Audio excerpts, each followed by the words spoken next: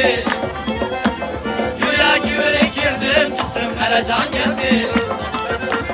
Bu külbeyi sana uçuydu cahan geldi. Güya ki ürkirdim cisimlere can geldi.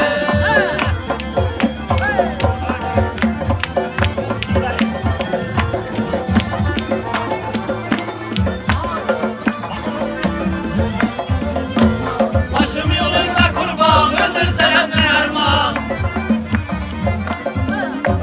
Başım yolunda kurban öldürsen Erman. Bu lelele bir hendam çözse de han geldi.